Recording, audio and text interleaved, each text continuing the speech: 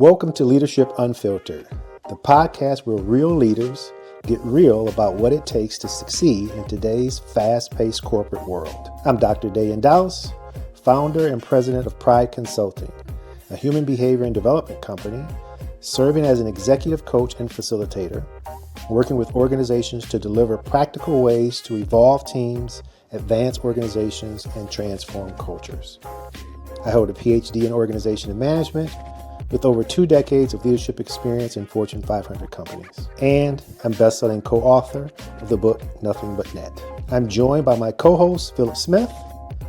Phillip is a seasoned technology executive with extensive experience leading large-scale engineering teams and driving digital transformation. Over his 25 years of leadership experience, he has held multiple roles from supervisor to vice president. His personal brand is coder by blood, architect by trade, and leader by choice. Every episode will deliver real-world strategies, unfiltered advice, and the tools you'll need to take your leadership to the next level. Let's get started. Welcome, and today we're going to talk about mindful leadership and mental well-being, which is very important and dear to me. And I guess I'll start with this story, which is I was a manager and I had been working really, really hard to get to director. And I just couldn't get there. I was provided a lot of feedback, a lot of coaching. I wasn't able to process the feedback, incorporate the feedback, and I was really struggling. And I was frustrated with myself. I was frustrated with the company. I was frustrated with my leadership around something that I felt I was able to take on and able to do and able to do well, but it wasn't working. On top of the coaching, on top of the mentoring, on top of the feedback, I realized that I just couldn't do it on my own. I found a therapist that could help me make sense of this feedback. And when I started my therapy sessions, the objective was to get to director. That was the objective. I did that. I made it to director. But on the way, along that journey, I realized that one, the best gift you can give yourself is therapy. Absolutely. And it wasn't about me becoming a director. It was about me becoming a better version of Phillip. And unpacking all the things that were in the way of me being the best version of me. Because the best version of me is the best version of the leader that I can be. They're one and the same. Being a mindful leader and mental well-being is so important to how you can show up for your team and how you show up for yourself, how you show up for the customers that you serve. It's so critical that you're able to know why you do the things that you do. And that's what that mindfulness journey, I understand that therapy is not for everybody, but understanding why you do the things that you do is so important to being able to remain objective and to learn from them. Because while you're so wrapped up in the emotion, not to say that there isn't learning, but learning is significantly limited. You are able to really absorb the learning when you can see it objectively. And whoever is able to do that for you, for me, it was a combination of my coach and mentors and definitely my therapist allowed me to see myself more objectively. And that allowed me to take in the feedback, take in the coaching, take in the changes that I need to make in order to make sure that I would be successful when I made the transition to director. Although prior to going to therapy, I truly believed I was ready. In hindsight, I wasn't. I really needed to grow. The transition from being a manager to being a director is you're working much more horizontally across the organization. And working horizontally where your influence needs to grow and your authority drops requires a level of maturity that I thought I had, but I didn't realize until later that I didn't. And that's what the feedback and that's what the coaching was trying to give me, but I just was not in a place where I could absorb it. Mm-hmm. So therapy was really helpful in terms of creating a space for me to really hear it and make those adjustments. That's excellent, excellent. And I have really benefited through our years of friendship and your therapy journey, and you sharing your breakthroughs has helped me.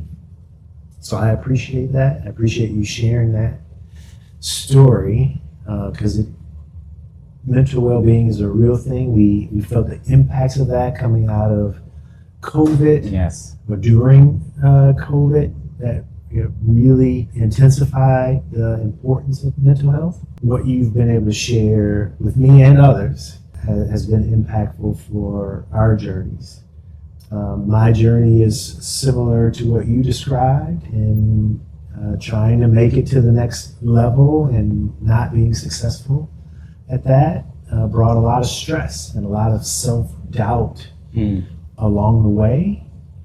And you try and you work really hard and you think you're doing the right things and you think you're ready, and you recognize that you're not. But until you get to that point, it is stressful. Yes. It is a strain on you, your family, your team, yes, your friends. Everybody around you feels the pull of you struggling with trying to get somewhere that you think you belong, you think you've achieved, honestly aren't ready for. And while you get the feedback from all of those different sources, it isn't until you unpack the why, yes, that you can really understand why you're not achieving or getting to where you want to go. And so that is what I heard you, and you've helped me with just understanding the why. Feedback is important, but the why is just a whole different level. And so I too tried therapy, but only for a short period of time, because the therapist wasn't giving me the answers I was looking for. And I thought, well, I could have these conversations with all my family and friends. If you just gonna have me talk in these sessions and not give me any answers, then I don't know what I need this therapy for. But now, a smarter, wiser person, I know that that's not what therapy is to give you the answers to stuff. But when you're in that stressful situation, all you're looking for is answers. I'm not looking for trying to break through on the why. I need to know how come I'm not getting to the next level. And so I stopped therapy, which was the wrong thing to do. And what I realized is, as I was going through that stressful time, that my mental well-being was directly impacting my team's mental well-being. And you don't realize what you're going through is impacting those around you. And so it was impacting their performance. I love the team that I had at the time, because they were genuinely concerned about where I was. They could see I was going through something, and they wanted to help. And that was a distraction, quite honestly, to what they were there to do. They were not there to worry about what was going on in my personal life and in my personal head and on my personal journey. They were looking for a leader to help them get to the destination, to the goal.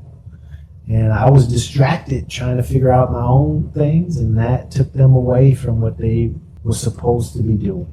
So just know that if you are struggling with something, go get the help you need, because it is impacting everybody around you, including your teams, and keeping them from being the high-performing, high-productive team they could be. Because quite honestly, you're a distraction at that point, and you are a concern of theirs, and you don't want to be a distraction and have their focus taken away from them. And so the sooner you can get through that, the better off everyone is. The other thing I learned in that, being a distraction, once you recognize that you are, is then calling it out, right? And being transparent with your team. And so we had a close-knit team, high-performing team that and we were constantly friends, right? We were friends outside of work. And so I felt like I could be transparent with them. And so we just sat in an informal meeting and I just shared with them where I was. And that helped me. That was therapy in a different way for me to just get that off my chest. And because they cared for me and wanted to see me do well, they were able to talk me through that, right? One of the things I did get from the therapist, I don't know if that should have been the only thing I took away, but one of the things I took away is he kept saying to me, sometimes it ain't you. True. And I kept saying, but these are all the things I need to fix and I need to work on. And while that was true, he just reminded me sometimes all of the responsibility isn't yours. Yes. Right? And so in sharing that with the team, they kind of walked me through that journey of saying, that's true, right? Like you've been working really hard and you tried to make some changes, but sometimes maybe the organization just isn't ready for what you have to offer, your skill set. And quite honestly, some of the feedback that I was getting, now able to reflect on that feedback, my skill set wasn't a fit for where I was. And my leader told me that, but I wasn't ready to hear it. Right? What do you mean my skill set isn't what you need? And I remember having a direct conversation and him saying to me, I love the skill set you have, and it's needed where you are. But if you want to advance, that's not the skill set I need in my organization at this next level. I need a different skill set. If you want to work on that skill set, I'll work with you. We'll get you, the support you need, but that's going to require a change for you. The skill set that you do have that could take you to the next level is in an entirely different organization. Yes. That is not mine. So you got a choice. Change, create a new skill set that I can use at a different level in my organization, or I can help you get to the organization that can use your skills at a different level. And while I appreciate that now, I still was not ready to hear that feedback either. And so it just took me time to hear all of that. And when I finally did, I was able to let the stress and all of that go, right? Because now the blame game and the finger pointing was the organization, people holding me back, and all of these things that I had made up in my head. When I was able to accept what I was hearing, I recognized the choice was mine. Yes. To do something with. I chose to stay where I was with the skill set that I had, knowing that I would not move inside that organization, but felt it was the best place for me to be. Then the advancement didn't mean as much to me. Because it wasn't about the advancement. I really just wanted to know I was contributing in a meaningful way, and I thought I needed to get to the next level to demonstrate that, and I didn't. I was contributing right in the seat that I was in, did not need to advance. That was all in my head. And so I let that go, and my career was better for it. My team responded in a different way. When things would come up, they would say, this is opening up. You going for it? And I say, no, that's not really for me. They said, well, good. We're glad you're staying with us. Right? So they were happy. My family, the stress of me coming home and just going and sitting in a dark corner because I didn't know what else to do. They were relieved of that. So I got my therapy, in a different place, not professional therapy. Mental health is just important to you as a leader, your teams, and everybody around you. I made a different choice. And so that same leader had a very similar conversation with me. Yes. And I made a different choice. While I was making that choice, or I should say I already made it, while I was bringing that choice to reality, bringing that into real, we had a project. We were redoing the website. Director at the time, because I was a manager, still trying to ascend, cross that chasm. The director at the time had taken a leave of absence. And so, of course, I was thinking, this is my opportunity. Yes, I'm going to go for it. Yes. Which created a tremendous amount of stress. Whenever you get into that place of this is my opportunity, that creates unnecessary stress. It wasn't going well. It turned into a death march. Everything was breaking. Nothing was working. We had committed to regulators. We committed to the C-suite and the board. It wasn't going well. I shouldn't say it wasn't going well. It was going poorly. It was going bad. As the leader, I would express that frustration by saying, I'm done. Now, I'm the leader. Now, in hindsight, it's like, oh, it causes my insides to, like, I can't believe I did that.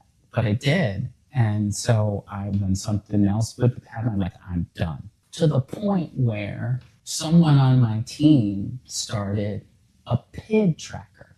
Yeah. Which is Phillip is done. So they would count the number of times I, the leader, would say that I was done. And it was on the board. Now, in the moment, I thought it was funny. In hindsight, it not only was it not funny, but what I was communicating to my team, that this is an unwinnable situation that we're in. You cannot do that as a leader. It breaks my heart to look back at how I led in that situation. Some of the things I said, some of the things that I did, I have learned how to do better and how to be better. But that situation, coming out the other side of it, I learned, one, the impact of my emotional state that it has on the team. And I made a commitment. I made two commitments coming out of that situation. One is that I will be aware of my stress level, and I will be aware of how that shows up in the team. I'm not always perfect about it, but the commitment I made was to be more aware of it. The second commitment that I made, which isn't necessarily relevant to this conversation, but it's about death marches. It's like, never again. I will never put myself or my team through that ever again. Unfortunately, I broke that commitment, but it did make it. Death marches are just wicked, and they're not good, and they are a failure of leadership because they create a stressful environment that throws mental well-being out the window. Yes. Not only do they throw mental well-being, but they throw physical well-being out the window. And while I can say I've only been part of 3, from a leadership perspective, you don't necessarily see it coming. And you've got to have that awareness in order to stop it. Now, I am proud to say that there are several death marches that I prevented by saying, no. Yes. We're not going to do that. I know how the story ends. You as the leader have the responsibility that even with the pressure that's coming from above, to stand and say, no, I'm not going to do that. Yes. I thought that that would be one of the hardest things I'd ever have to do, is to say, no, I'm not going to do that. What I realized is going through a death march is even harder. Yes. The P.I.D.E tracker, that stays with me. That weighs on my heart. Yes. One, that it happened, and two, that I didn't even see it while it was happening, that this is a problem. Yeah. And it was a result of my stress and how the team was responding to their leader being stressed. Yes. I hold that moment as a reminder to, if I can help it, to never find myself back in that place. Yeah. As a leader, learning from that experience, you try now to create the environment, the culture where you prioritize well-being for yourself and your team. And so one of the ways to do that, safety is always an important topic. Particularly, we've been in the utility space where safety is your number one priority. You want to make sure that you keep people physically safe, because in the utility, you're dealing with some very dangerous equipment and situations. And so safety can lead to, when not prioritized, then unfortunately lead to fatalities. Yes. And you want to avoid that at all costs. While safety is always at the top of mind when you're in those type of companies where you're dealing with that type of equipment and situations, what we begin to incorporate mental well-being is part of that safety conversation, right? To say it's not only about physical safety, but in that same conversation, we want to talk about mental well-being. And so one of the things that I always incorporated on my teams, whenever there was a team meeting or a huddle or something where we got the team together, and we had an agenda for that, we always started those conversations with safety and creating that space to allow them the opportunity to talk about where they were mentally and to call that out specifically, because the physical safety you were going to talk about, right? That was just, that was a requirement. You had to talk about that because, again, you had lives literally at stake. People would initially skim over the mental part and where they were. And so to call that out specifically, what we begin to incorporate in that safety conversation were check-ins. And so I would say, all right, now that, we are keeping safety, top of mind, are there anything that's going on that you feel unsafe about? And they would talk through that. And then I'd say, all right, now let's check in. Where are you emotionally, mentally? And that would give them the space to say, I just came out of a meeting and it was a tough meeting. I feel a little rattled by that meeting. And so mentally, I'm not here. I'm actually still there, not paying attention. I'm not disinterested in the conversation or the topics. But I need you to know, as the leader, I need a moment. I just got off of a call where we were talking about safety, and one of the leaders on that call talked about a meeting they were in where the person had witnessed a fire at a home before the meeting. So they're prepping, getting ready to drive to this meeting. The fire department comes. Luckily, there was no one hurt in the fire, but they did have a lot of smoke inhalation, and it filled the home.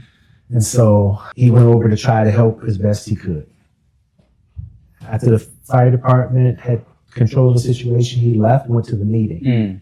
What he didn't realize is that he had also inhaled a lot of smoke in the process. And in that meeting, he was coughing. And finally, somebody said, I just want to check in. Are you okay? And it didn't even dawn on him that he was coughing due to the smoke from trying to help. He just took a moment and paused and explained what had just happened prior to this meeting, and that he was going to need a moment. Not only to just get some breaths in for his lungs, but to just take a moment to recognize what he had just witnessed was a family just barely escaping a fire. And so that was impacting him mentally. And he could have carried on to the meeting, but as a leader, he was impacting the meeting physically by coughing, but they could tell he wasn't there. He wasn't, his mindfulness wasn't in the meeting. And so you want to create that environment as a leader that you can pause, check in with people, and let people check in with where they are mentally and emotionally. Because if they need to excuse themselves, or you need to provide some support to them, not after the meeting, but in that moment, you can take the time to do so. It's your responsibility as a leader to create that safe space where people can share where they are, and it's not taboo. There's a quote that says, self-care is not selfish, it's actually essential. Mm-hmm. And so you want to make sure you provide that for your team as a leader. Thanks for tuning in to Leadership Unfiltered. We hope you have found value in our conversation and are ready to take action in your leadership journey. If you enjoyed this episode, subscribe, share, and leave us a review. And don't forget to connect with us on social media for more leadership insights and resources. Until next time, keep leading with purpose.